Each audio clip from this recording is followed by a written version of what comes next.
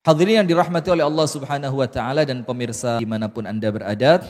Yang pertama, ada dalam satu pepatah Arab itu dikatakan thamaniyatun tajri 'alan nasi kullihimu wala budda lil insani yalqa thamaniyah. Ada 8 perkara yang pasti kalau panjenengan itu hidup melewati 8 ini. Wala budda lil insani yalqa thamaniyah. Dan pasti yang namanya manusia itu akan melewati yang 8 ini dan tidak mungkin tidak. Pasti dia akan melewati ini dan tidak mungkin tidak.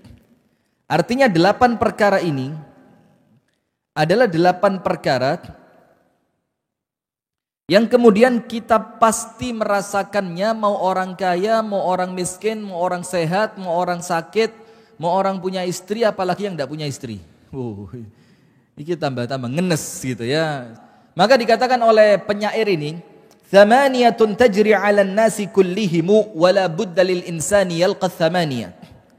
Ada 8 perkara yang pasti lewat dalam hidupnya manusia. Dan kalau panjenengan itu manusia, pasti merasakan 8 ini. Bukan salah satu lah, 8-8-nya panjenengan rasain. Dan karena kita sama-sama manusia, insya Allah kabeh tahu ngerasakno. Lek durung, yo kari ngenteni ae. Iya, sekarang ngenteni. Dilungkas, siap-siapo gitu. Yang pertama, sururun wa huznun. Surur itu seneng. Angkat tangan sing sak dawane urip gak tahu seneng. Angkat tangan, gak tahu mesem blas. Enggak ada kan? Maka pasti manusia pernah merasakan apa? Sururun. Yang kedua, wa huznun, tapi mari seneng berubah menjadi apa? Sedih. Orang nikah senengnya berapa tahun sih? Berapa tahun? Ya 6 bulan pertama lah, maka dibilang bulan madu, bukan dibilang tahun madu. Kenapa dibilang bulan? Karena hanya berbulan-bulan itu saja yang indah. Setelahnya masalah. Nah maka harapan saya kalau kepingin bulan itu terulang, yo nikahnya diulang. Maka, lah bu, jangan salah paham, fokus. Maaf ibu-ibu ya, bapak-bapak salah paham. Saya tidak ke sana arahnya. Yang pertama, sururun wa huznun. Nomor 1 bahagia, nomor 2 sedih. Pasti panjenengan ngerasain. Bahagia ketika anak pulang pondok, seneng. Nanti wayai anak balik, sedih. Ya banda, kan begitu. Kemudian yang berikutnya, yang ketiga dan keempat, wajtima'un wa furqatun.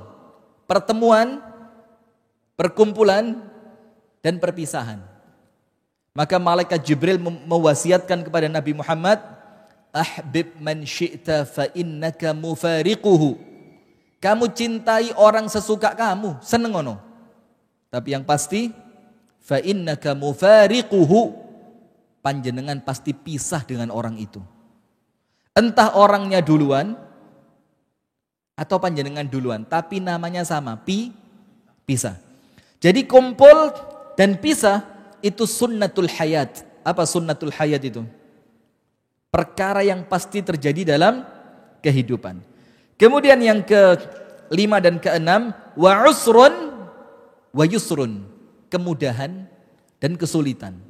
Kadang-kadang nemui perkara urusan gampang banget selesainya. Ya Allah, selesainya mudah sekali.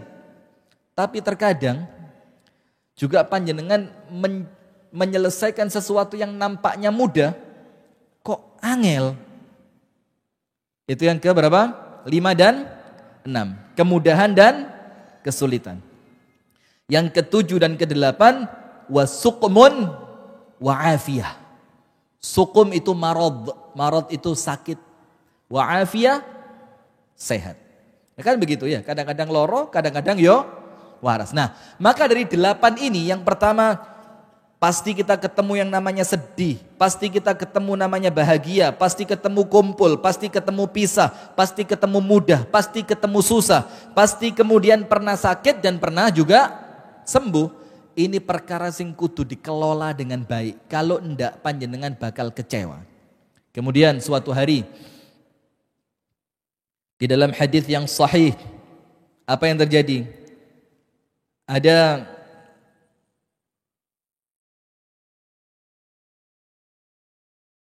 Seorang laki-laki di zaman Rasulullah masih muda. Yuk, muda itu kita bilang di bawah 40 kan, ya 33, 35, 36, 38 itu muda. Maka saya tidak senang kalau ngelihat anak muda sok tuwek. Muda tapi jalannya ditoton. Apa kon iki? Sing seger, sing bergas.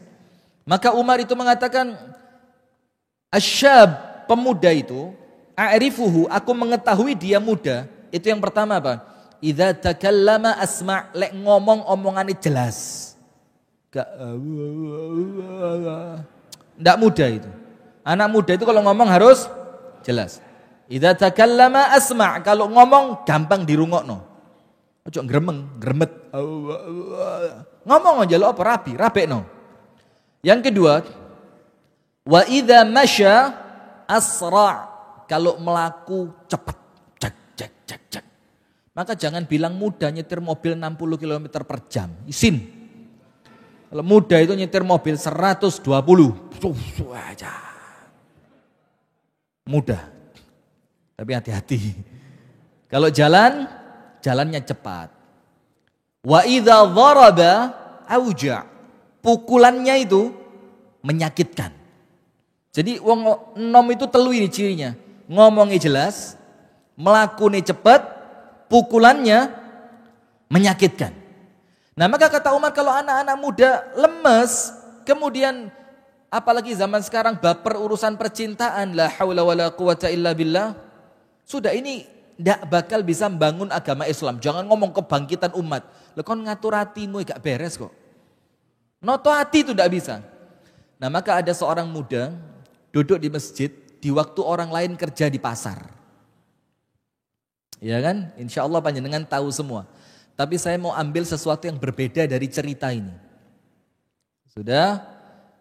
Terus laki-laki ini mukanya murung gitu. Kayak orang kecewa banget. Sedih mukanya. Wis kayak orang tidak punya harapan. Harapannya mati-mati gak apa-apa lah wis. Sampai kemudian karena terlalu parah yang semacam ini, ada orang sampai kemudian berani mati bunuh diri. Na'udzubillah. Dikira sama dia, lek wis mati, bakal tenang, gak ruwe malah soro. Itu orang-orang yang mati bunuh diri itu, kalau dia bisa balik dia. Soroan dek kono timbang dek kini jadi. Di akhirat petuke malaikat ditutuki, dek donya mek petuk debt collector. Masih lebih ringan iso digoroi gitu loh. Sementara sapa yang goroi malaikat kan begitu. Nah sudah, maka Rasulullah tanya, ma bika, ada apa dengan kamu? Nah di sini ada hikmah Pak. Orang Islam itu kudu perhatian sama orang lain. Itu hikmah dari hadis ini. Maka ketika nampak teman kita biasa ceria, kok tiba-tiba guyoni garing. Kok tiba-tiba tidak seneng guyon, dijak ngomong didik gampang tersinggung. Ada sesuatu, jangan dibiarin. Tak konono, ono opo. Sebagaimana Rasulullah itu tanya. Sebagaimana Nabi Musa ketika ngelihat dua orang perempuan, yang lainnya ngasih minum kambing, dua orang perempuan menjauhkan kambingnya, tahu? Dalam kisahnya Nabi Musa. Itu sama Nabi Musa ditanya, ma khatbukuma, kalian berdua ini ada apa? Itu orang Islam, Pak. Jadi kalau cuek, itu bukan orang Islam. Sampai dibilang, tidaklah sempurna iman seorang di antara kalian apabila dia tidur dalam keadaan kenyang dan tetangganya apa? Kelaparan. Sampai seperti itu. Terus kita ngomong, aku gak aru lah, dia gak ngomong. Tidak perlu dia ngomong, sampean yang tanggung jawab harus tahu. Sampean yang harus tanggung jawab untuk tahu. Sudah, laki-laki itu bilang, humumun athqalatni waduyunun ahlakatni. Ya Rasul, kesedihan yang bertumpuk-tumpuk dan hutang yang membinasakan. Oh coba. Jadi ini orang liane semangat kerja, gara-gara dia tidak bisa ngatur hatinya, dia malah duduk di masjid tidak menyelesaikan masalah. Jadi hati-hati loh ya. Orang duduk di masjid itu tidak selalu menyelesaikan masalah. Kalau panjenengan duduknya di waktu yang salah. Kalau waktunya orang duduknya di pasar, ya lungguh di pasar, selesai masalah Anda. Jangan waktunya orang di pasar, panjenengan duduk di, lah, tidak selesai masalah. Sampai ada seorang laki-laki sama Umar disepak, pak. Coba ndak tahu saya takmir Ar-Rayyan berani ndak begitu? Ono wong jam 8 isuk lungguh di masjid nangis disepak. Wani. Insya Allah masuk berita sampean. Minimal radar Jombang. Minimal sudah. Sudah ditendang sama Umar, dibilang, apa iki? Dibilang, ibadah kok dimarahin. Umar bilang, jam sekian ini ibadahnya bukan di masjid. Jam sekian ini ibadahnya kerja. Dibilang sama laki-laki itu, kakak saya sudah kerja, cukup saya dibiayai kakak saya. Apa kata Umar? Kakakmu jauh berlipat lebih mulia dibanding kamu. Karena ibadahnya sesuai dengan waktunya. Terus Umar mengatakan apa? Inna sama' la tumtiru dhahab wala fiddah. Ini langit tidak mungkin menghujani kamu dengan emas dan perak. Nah sudah, kembali ke laki-laki tadi. Humumun athqalatni wa duyunun ahlakatni. Ini sumpek ya Rasul. Tidak bisa move on saya. Sumpek, pikiran kayak gak tenang. Ngeluh terus. Entah, panjenengan pernah ngerasain enggak Pak? Ibu-ibu mungkin juga pernah. Moro-moro sumpek gak tahu sebabnya. Pernah enggak? Moro-moro kayak ketemu wong gak enak. Di rumah bingung. Duduk kudu ngadeg. Ngadeg tinandi. Pernah ngerasain? Normal itu. Walaupun kalau datang ke psikiater dibilang sakit jiwa panjenengan. Maka saya tidak sarankan sering-sering datang ke psikiater. Wong sehat walafiat diwara lorok sakit jiwa ini apa? Nah sudah dibilang humumun athqalatni. Saya ini pusing. Pusing dalam artian sumpek gitu. Waduyunun ahlakatni. Dan hutang yang sebentar lagi membinasakan saya. Maka wasiatnya Luqman Al-Hakim kepada anaknya, salah satunya apa? Iyyaka wad-daina. Tak ilingno sampean, ojo sampai utang. Kalau tidak kepepet. Cuma KB alasannya kepepet. Tidak bisa Ustaz kepepet. Lah, bismillah ikhtiar. Jangan sampai hutang. Nah sudah, maka Rasulullah bilang, ala u'allimuka kalimat. Mau enggak tak ajarkan beberapa kalimat doa yang nanti kalau beberapa kalimat doa ini kamu baca, Allah hilangkan sedihmu, Allah lunaskan hutangmu. Mau? Sampean utangi mesti, kudu sedih ya. Mau lagi, ajarkan sama saya. Rasulullah bilang, minta sama Allah perlindungan dari 8 perkara. Minta kepada Allah perlindungan dari berapa? 8. Dan sunnahnya dibaca di waktu duha. Ustadz, dibaca waktu tahajud? Boleh. Dibaca setelah sholat Jumat? Boleh. Ustadz, dibaca menjelang tidur? Boleh. Tidak apa-apa. Doa itu pada awalnya umum. Kapanpun boleh dibaca. Cuma kemudian ada waktu-waktu yang memang dia ditekankan untuk dibaca. Kalau doa ini di waktu duha. Begini doanya. Insya Allah panjenengan sudah hafal. Allahumma inni a'udzubika minal hammi wal hazani. Dan saya tidak senang kalau ada orang ngeremehkan doa. Apa doa? Lah. Bahkan para ulama itu bilang apa? Kalau kamu pengen tahu keajaiban doa, is'alullah al-mustahilat. Mintalah sama Allah sesuatu yang sampean anggap mustahil. Supaya panjenengan tahu bagaimana doa itu ternyata bekerja. Allahumma inni a'udzubika minal hammi wal hazani. Ya Allah, aku berlindung kepadamu dari al-ham. Ham itu kegundahan yang tidak tahu sebabnya. Apa iki? Kok moro-moro ati sumpek. Wal hazani, hazan itu sedih. Karena apa? Sesuatu yang terlewat. Loh kok gak keterima yo? Aduh, kok gak dapet ya? Aduh, seharusnya saya ngerem gak kena tadi loh. Itu akhirnya sedih, hazan. Dan kita minta sama Allah dihilangkan dua-duanya. Ham, kekhawatiran akan masa yang akan datang. Wal hazan, kesedihan atas apa yang sudah lewat. Itu kita minta sama Allah semuanya dihilangkan dari hati kita. Panjenengan nih loh Pak. Kenapa hidup yang cuma satu kali di dunia Anda habiskan untuk sedih, untuk kecewa, untuk kekhawatiran masa yang akan datang? Gaya apa? Kenapa hidup yang satu kali ini tidak kemudian Anda gunakan untuk seneng saja? Aku tak ibadah wes sing fokus, gak usah mikir sampean. Misalkan suami mulai ada gelagat genit sama orang lain, tak serahin sama Allah lah. Mau nyawanya dicabut juga tidak apa-apa wes. Gitu loh. Tapi panjenengan fokus membahagiakan diri sendiri. Kenapa hidup sekali harus sumpek dengan dunia lah? Maka yang pertama Rasul ajarkan, Allahumma inni a'udzubika minal hammi wal hazani. Ham, khawatir masa depan, hazan, sedih karena masa lalu. Wa a'udzubika minal jubni wal kasali. Anda tahu jubun? Jubun itu kalau di terjemahan letterlek Indonesia dibilang dari sifat pengecut. Lah. Anda tahu orang Arab itu punya namanya jubnah atau zubdah. Itu apa? Susu yang dikasih cairan apa gitu, nanti tiba-tiba susu itu mengkeret. Bukan keju, beda. Kalau keju itu fermentasi, ini susu dikasih cairan, asalnya sak mangkok, moro-moro kari sak gegem. Dan dia mulai mengental. Nah itu biasanya yang kalau nanti kita mau makan, kita mau apa itu dioles roti segala macam, itu namanya zubdah, jubun. Sesuatu yang sebelumnya besar menjadi kecil.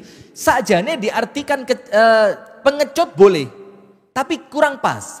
Begini loh, orang itu ketika di depan istri begini, ketemu bos, moro-moro ini, itu jubun itu.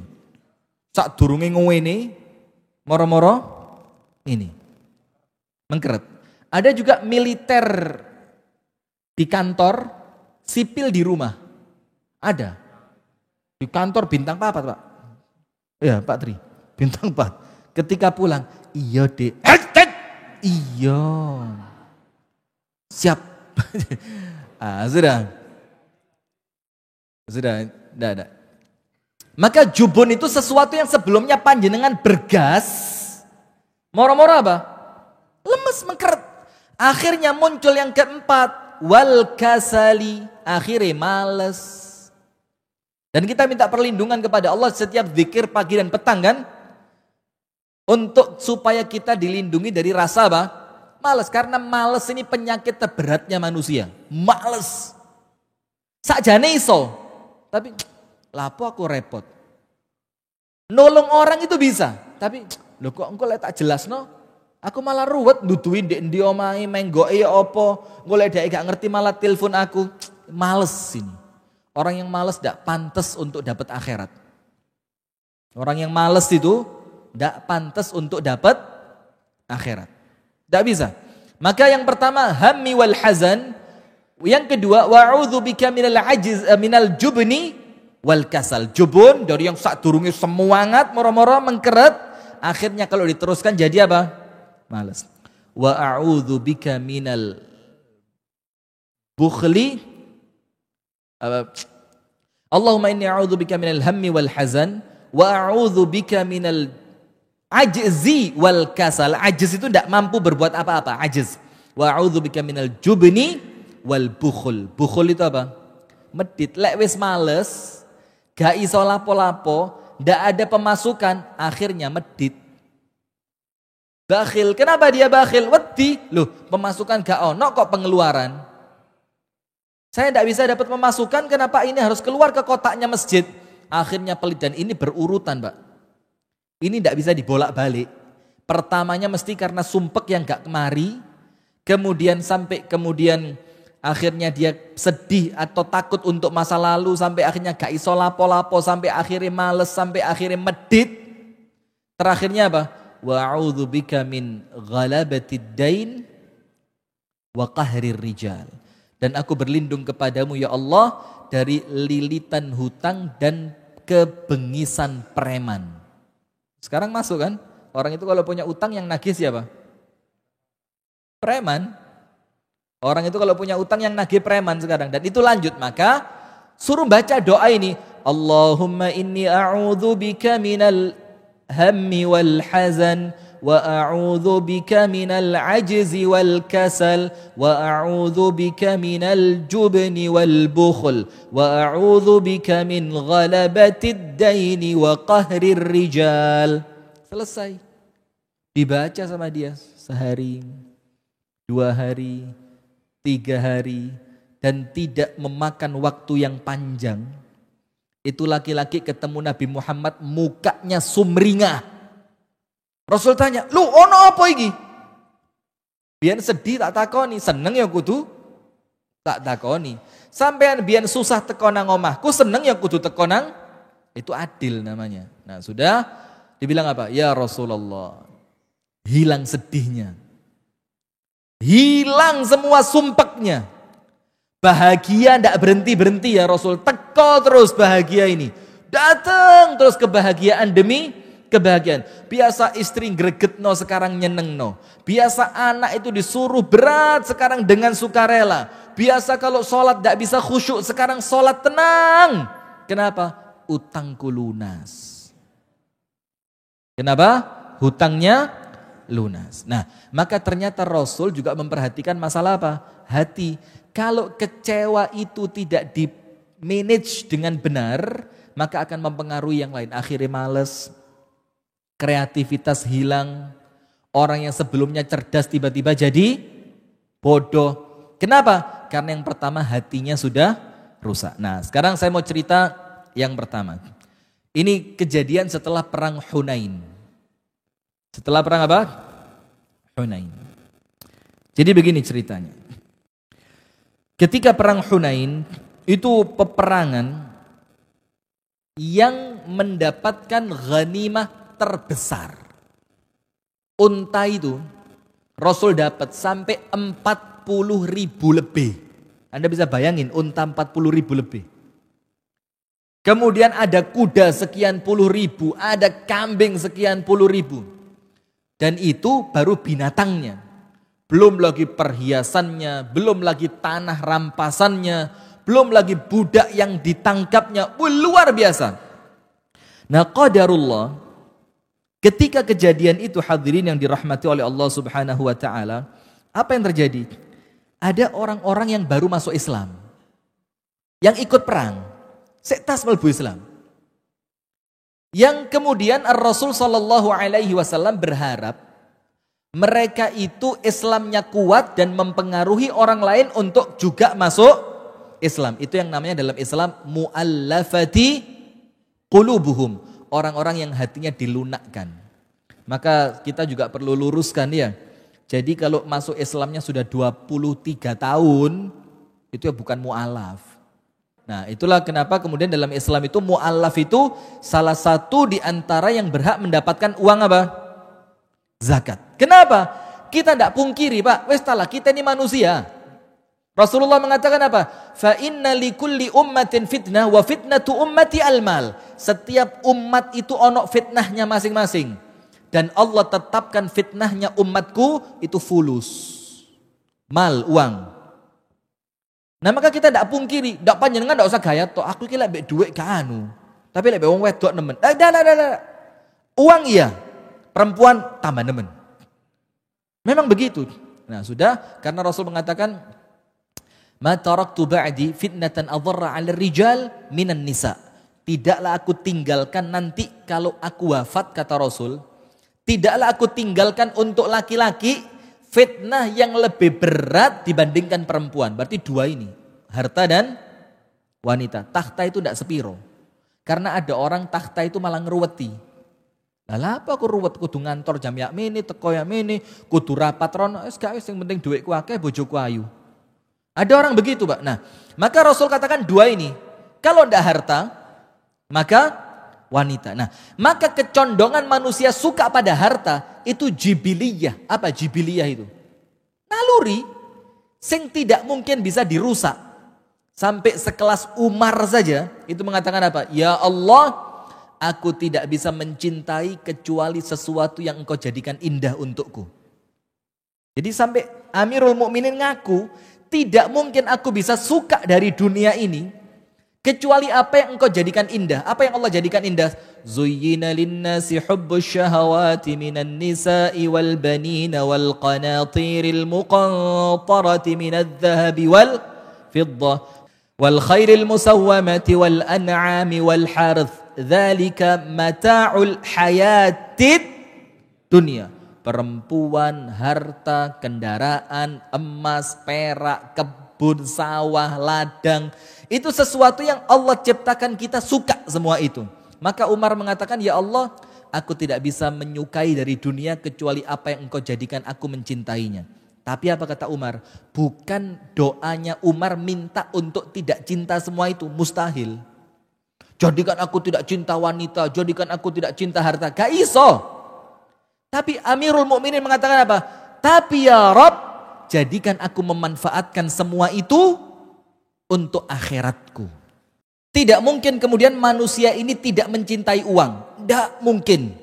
Maka yang jadi masalah bukan cinta uangnya. Tapi bagaimana Anda memanfaatkan uang itu untuk apa? Maka ketika Rasulullah mengatakan la tazulu qadama 'abdin yaumal qiyamati hatta yus'ala an arba', kaki panjenengan nanti di hari kiamat, Pak. Bu, kaki panjenengan itu tidak beres urusan di depan Gusti Allah, tidak akan bisa melangkah untuk ke surga sampai panjenengan menyelesaikan 4 pertanyaan. An syababihi fima ablah, enomi lapo. Panjenengan pikir mulai sekarang, dulu waktu saya muda saya ngapain? Mumpung masih ada kesempatan tobat, istighfar, leono elee, cepet-cepet tobat. Sebelum sama Allah ditanya. Wa an umrihi fima afnah. Kemudian umurnya secara umum dipakai buat apa? Wa an malihi, Allah tanya harta panjenengan 2. Min ainak tasabah, oleh teko endi? Wa fima anfaqah, metune nangdi. Bayangin ketika harta pertanyaannya berapa? 2. Dan pertanyaan yang keempat, wa an ilmihi madza amila bih, ilmunya dipakai untuk apa? Nah, maka harta ini yang jadi masalah, dipakai buat apa? Dapatnya dari mana? Dan sekarang ini mulai ruwet. Sampai Rasulullah mengatakan, ya'ti 'alan nasi zamanun, akan datang suatu zaman kepada manusia, itu manusia tidak ngerti lagi itu uang halal atau haram. Sing penting oleh, dan terbukti, Pak. Sekarang ada istilah begini, Kak. Sing haram ayangel, apa maneh sing? Lah, ini jahil ini, orang keliru ini. Karena yang halal itu banyak, yang haram sedikit. Kalau panjenengan ikhtiarnya bagus, sakjane dapat yang halal lebih mudah dibanding dapat yang haram. Ya apa? Goe uang di Joko, wedi. Korupsi, konangan, KPK. Coba halal, enak tenang. Bahkan harta yang halal itu, Pak, obat. Satu yang saya ingin sharing kepada panjenengan, yang ini saya dapat dari teman saya, yang saya tidak yakin dia bisa ngomong sehebat itu. Tak pikir temenan kono iki. Gitu, kaget. Dibilang apa? Ustadz, antum kan sering keluar-keluar ceramah. Biasanya kan kalau diundang orang itu tidak mungkin makan pecel tumpang, itu kan tidak mungkin. Masih di Jombang kan ya tidak mungkin. Biasa orang itu kalau ngundang makannya apa? Yang enak-enak kan? Nanti ada suguhan lagi, makanan pembuka, mau pulang diajak minum teh lagi. Maka dibilang apa? Satu anak ingatkan buat antum. Apa itu? Makan apapun, niatkan dalam hati, ya Rob ini makanan obat. Ya Rob, saya niatkan ini makanan apa? Obat. Kenapa? Ini halal ini. Gak mungkin kan Takmir Ar-Royan ngundang saya kasih makan sing duwe gak jelas kan, gak mungkin ya. Nah, artinya ini makanan halal. Sampai Imam Syafi'i ketika di rumahnya Imam Ahmad itu makan sak piring penuh sampai keluarkan. Anak perempuannya Imam Ahmad kaget. Ini yang kamu bilang hebat itu. Mangan sak mono kae. Terus ketika besok harinya ditanya sama Imam Ahmad, ini putriku kok curiga sama kamu. Katanya seorang ulama yang setiap hari aku banggakan di lisanku sampai ke telinganya dia, yang namanya Muhammad bin Idris Asy-Syafi'i, kok mangane akeh. Apa Imam Syafi'i bilang? Karena aku yakin anna maluka halalun, hartamu itu halal dan makanan halal itu berkah dan obat. Dan saya kepingin memenuhi perut saya dengan sesuatu yang berkah. Dan terbukti ketika Imam Syafi'i. Apa buktinya? Semalam suntuk tidak tidur, gak batal, plus 1. Menafsirkan satu hadis pendek dengan mengeluarkan dari satu hadis itu 1000 faidah. Dari satu hadis pendek itu keluar apa? 1000 faidah. Apa hadisnya? Ya Umair, ma fa'alan Nughair. Jadi Anas bin Malik punya adik namanya Abu Umair. Namanya Umair. Namanya siapa? Umair. Dia punya burung mainannya dia namanya Nughair. Jadi Umair punya burung namanya Nughair. Ketika burung itu mati, si Umair sedih, duduk di pinggir jalan, burungnya diwolak-walik. Burung apa? Ya kayak emprit atau apa itu ya? Yang biasa diikat kakinya, diterbangin, ditarik, terbangin, tarik. Anak kecil dan Rasulullah tidak mengingkari itu. Setelah itu burung mati, si anak kecil sama Rasul ditanya, ya Umair, ma fa'alan Nughair. Umair, itu burung kecilmu kenapa? Dari satu hadis pendek ini, itu Imam Syafi'i mengeluarkan 1000 faidah. Apa kata Imam Syafi'i? Keberkahan di rumah Imam Ahmad makanannya halal maka otakku encer. Maka saya sarankan yang buka pesantren, jogon uang yang Anda dapat. Donatur ojo kabeh diterima. Donatur besar ini. Hati-hati. Hati-hati. Karena itu berpengaruh pada ilmu yang akan diterima oleh santri. Nah sudah kita lanjutkan. Sudah akhirnya senang uang itu biasa. Nah maka ketika perang Hunain selesai, harta rampasan perang banyak. Orang-orang Ansor itu ngelumpuk ning ngarepe Kanjeng Nabi. Ngelumpuk. Karena orang Ansor menganggap dirinya berjasa. Nah ini poin pertama. Orang itu kecewa karena menganggap dirinya berjasa. Nomor 1 panjenengan pegang ini. Suami kecewa sama istri. Karena apa? Aku kerja guys sampean. Kok sampean tiba nomek ngene tok? Karena merasa apa? Berjasa. Orang tua sama anak. Abimu nak kerja. Endas gesekil-sekil gendas. Kon mek ngene tok. Karena merasa berjasa. Coba orang itu semuanya mengatakan hadza min fadli rabbi liyabluwani ashkuru am akfur. Ini semua dari Allah untuk ujian syukur atau kufur. Gak akan merasa berjasa, tenang. Orang lain mau terima kasih alhamdulillah, orang lain tidak terima kasih Allah, kita serahkan kepada Allah. Sudah. Maka orang-orang Ansor itu ngelumpuk ning ngarepe Kanjeng Nabi, ngenteni. Aku oleh unta piro iki? Saya dapat kambing berapa? Saya mau dapat budak berapa? Ternyata apa? Harta rampasan perang itu dihabiskan oleh Rasul, dibagikan hanya untuk beberapa orang yang baru masuk Islam dan ikut perang baru kali itu. Sahabat Nabi berani protes enggak? Berani protes enggak? Untuk kejadian ini berani. Ini dalil juga Pak, bahwa uang itu bikin orang yang pengecut jadi berani. Uang kerja Pak. Kerjaannya jadi, misalkan ada film laga, kan ada adegan-adegan yang berbahaya. Mau artisnya? Tidak mau. Siapa yang ngelakoni? Stuntman, pemain pengganti sing digaelek-elekan tok diuncalno kok truk, numpak sepeda motor bane kari siji. Kenapa dia mau? Dia yakin itu bakal kalau luput mati. Kenapa dia mau? Uang. Jadi begitu. Akhirnya orang-orang Ansor ini kusak-kusuk ngomong kepada Sa'ad bin Ubadah. Siapa Sa'ad bin Ubadah? Waktu itu adalah pembesarnya orang Ansor. Yang penyambung lidah antara Ansor dan Nabi Muhammad sallallahu alaihi wasallam. Sudah ngomong, ya Rasulullah. Innal Ansor. Nah, sekarang lihat. Apa bahasanya? Kecewa. Tapi lihat Pak. Nanti sikapnya Sa'ad bin Ubadah bagaimana? Radhiyallahu ta'ala anhu.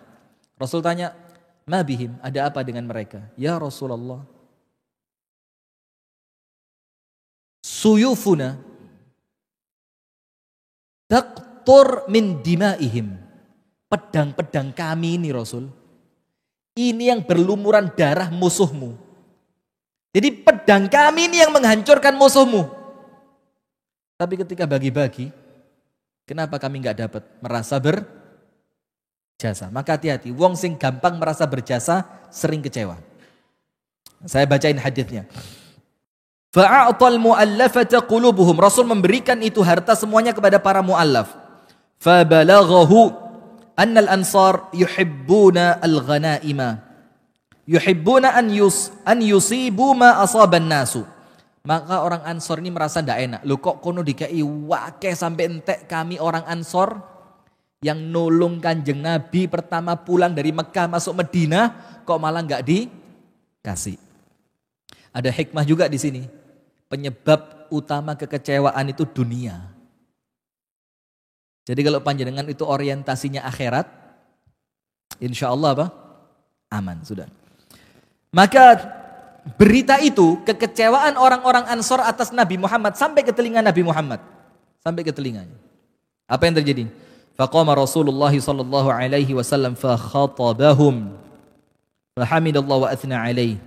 Kemudian Rasulullah itu manggil Sa'ad bin Ubadah. Sa'ad, betul enggak kaummu ngomong seperti ini? Betul ya Rasul. Mereka kecewa. Suyufuna taqturu min dimaihim. Karena pedang kami ini yang paling banyak darahnya. Kok ketika bagi-bagi mereka yang paling banyak dapat. Masuk Islam baru kemarin, perang baru sekarang. Kok dapat banyak? Sudah. Maka sama Rasulullah apa? Ya Sa'ad, kumpulkan orang-orang Ansor tok, enggak boleh ada orang lain. Saya mau ngomong dari hati ke hati. Sama orang Ansor, kumpulin Ansor tok. Selain Ansor suruh menjauh. Akhirnya dikumpulkan di suatu bukit, Rasulullah naik ke atas. Kemudian apa yang terjadi? Rasulullah mengatakan, ya ma'syaral Ansor, wong-wong Ansor. Bukan Ansor NU, Ansor Madinah, ini apa? Ansor Muhajirin dan Ansor itu ya. Ya ma'syaral Ansor, wahai kaum Ansor. Alam ajidkum dhullalan fahadakumullahu bi. Bukankah dulu kalian ini orang yang tersesat? Terus Allah memberikan hidayah kepada kalian lewat aku. Coba lihat. Jadi kekecewaan karena dunia, obatnya itu akhirat. Obatnya apa? Akhirat. Maka Allah mengatakan apa? Walal akhiratu khairul laka minal ula. Aja khawatir, ula dunia ini tidak lebih baik dibanding akhirat. Maka ketika kita merasa kok soro sih di dunia ini, kok sakit sih, kok dapat istri jelek sih, tidak usah khawatir. Nanti di akhirat Anda dikembalikan sama istri panjenengan. Lu Ustaz, elek mana laan? Ya berubah. Tadi ayu, gak elek mana? Tabdilus sifat, la tabdil dzawat. Jadi nanti kalau masuk surga itu yang diganti sifat perawakannya. Bukan orangnya diganti. Ya tetap bojo sampai sing iki, Pak. Tapi insya Allah gak bosen. Bedo isan rasane. Nampaknya saiki merengut tok. Ben senyumnya kayak bidadari. Amin ya Rabb. Wa'alatan fa'aghnakumullahu bi. Dan aku temukan kalian itu orang-orang pinggiran kata Rasulullah. Orang-orang miskin gak ngerti apa-apa. Kemudian Allah jadikan kalian itu dunia dibuka karena aku ada di antara kalian. Kemudian wa mutafarriqina fajama'akumullahu bi. Kalian dulu terpecah belah. Aus dan Khazraj dan banyak kabilah-kabilah kecil yang lain. Akhirnya kalian bersatu karena aku datang kepada kalian. Wa yaquluna, maka orang-orang Ansor jawab. Lihat Pak. Nanti ada di hadis ini yang kalau panjenengan tidak baca penjelasannya para ulama tidak ngerti. Karena ini berkaitan dengan adat budaya orang Arab yang orang Indonesia tidak paham itu. Bukan berarti sana baik, tidak. Artinya ada kebiasaan orang sana yang di sini bukan suatu kelaziman, kebiasaan sudah. Maka orang-orang Ansor jawab, Allahu wa rasuluhu amannu. Faqala ama tujibuni. Qala Allahu wa rasuluhu amannu. Apa kata orang-orang Ansar? Allah dan Rasulnya yang memberikan karunia kepada kami. Ngaku mereka, ngaku. Wes kisinan. Jadi ketika diingatkan, hidayah itu lebih mahal. Persatuan yang kalian miliki sekarang lebih mahal. Kok kenapa saya ngurusi harta sing ecer-ecer ini? Maka terus Rasul tanya, ama tujibuni? Ayo jawaban kata Rasulullah. Anda ngerti tidak jawaban itu maksudnya di sini apa? Anda buka kitab hadis para ulama. Orang Arab itu Pak, Misalkan saya ngomong sama Pak Gatot. Pak Gatot ini tidak terkenal kalau tidak ada saya. Pak Gatot ini kata sebut jenengi, urip mulai. Terus nanti adatnya orang Arab, Pak Gatot akan balas saya. Lu sampean iku lek gak tak undang gak tak ngaroyan. Lu sampean iku lek gak gara-gara aku, yo gak metu di video ini aroyan. Nah, itu yang dimaksudkan Rasulullah. Ama tujibuni, ayo jawaban. Kalian melakukan apa untuk saya? Dan hebatnya, Pak, orang-orang Ansor ngempet. Kalau tidak ngempet, metu. Apa itu? Kamu datang kepada kami terusir, kami yang nerima kamu. Engkau datang kepada kami tidak bawa istri, kami yang menikahkanmu. Engkau datang kepada kami dalam keadaan didustakan, kami yang beriman kepadamu. Kalau orang Ansor mau jawab. Tapi di sini ada hikmah, Pak. Wong iku lek pas kecewa jawab-jawaban gak malah waras. Orang itu kalau lagi kecewa, bu sama suami. Sampean sampean hilang ganti kon kok ya apa lu? Ini gak malah mari, malah panas, malah ruwet, malah rusak. Dan serius. Maka ketika istri marah, suami diem. Sebaliknya pun sama. Ketika posisi suami yang marah, istri harus diem. Kalau marah dibalas marah, terbakar. Nah, kemudian orang-orang Ansar menjawab, "Ama tujibuni Rasul?" Ayo jawaban kata Rasulullah. Qalu Allahu wa rasuluhu amannu. Faqala, "Ama innakum law syi'tum an taqumu kadza wa kadza wa kana min al-amri kadza wa kadza la asya'a 'addadaha za'am." Kalau kalian kata Rasulullah mau ngomong kebaikan kalian untuk saya, maka kalian akan benar dan kalian dibenarkan dan kalian tidak berdusta. Apa maksudnya? Kalau kalian ngomong aku yang nampung kamu di Madinah, betul kata Rasul. Kalau kalian ngomong kami yang menyelamatkan kamu ketika kamu terusir, betul kata Rasul. Tapi mereka tidak ngomong karena mereka ngerti kalau ini dilanjutkan tambah jeru kecewanya. Karena tidak mungkin Rasul tidak punya jawaban. Nah kemudian terakhirnya Rasulullah bilang begini, Pak. Wahai orang-orang Ansor, tidakkah kalian suka kalau mereka pulang bawa unta, mereka pulang bawa kuda, mereka pulang bawa budak, mereka pulang bawa keledai, sementara kalian pulang bersama Rasulullah? Coba, Pak. Jadi mana kalian mau pilih? Mau seperti mereka, mulai bawa duit, yang itu fitnah, yang pulang bawa unta, yang itu unta boleh jadi memberatkan mereka di akhirat, atau kalian pulang membersamai Rasulullah? Apa katanya orang seorang? Radhina ya Rasulullah. Ya sudah ya Rasul, kami ridho dengan yang kamu lakukan. Lihat, dari cerita yang pertama ini kita pahami apa? Orang Ansar kecewa. Disampaikan melalui Sa'ad bin Ubadah. Dan Rasul tidak membiarkan itu berlanjut lama. Ditekakno, ayo omong-omongan. Ayo diselesaikan. Rasul tanya, apa yang kalian akan jawab untukku ketika aku katakan Allah beri hidayah kalian lewat aku, Allah hilangkan perpecahan kalian lewat aku. Nah artinya itu beberapa hikmah tadi untuk ngatur rasa kecewa. Nomor satu, rata-rata kecewa itu karena orang merasa apa? Berjasa. Maka hindari, Pak, karena semua jasa itu kita ucapkan la haula wala quwata illa billah. Diomongno gampang, dia ngenangen angel. Istri bisa sehebat itu sekarang, suami bisa sekeren itu sekarang. Oh, bukan karena pasangan. La haula wala quwata illa billah. Anak bisa jadi dai besar, yang satu jadi dokter terkenal, yang satu jadi arsitek kesohor. Bukan karena orang tua. La haula wala quwata illa billah. Yang kedua, rata-rata kekecewaan itu faktornya dunyawi. Yang ketiga, ketika orang itu mulai kecewa, ingat Pak, walal akhiratu khairul laka minal ula. Wis talah, dunia kecewa sedikit tidak apa-apa. Nanti di akhirat kamu mendapatkan kebahagiaan.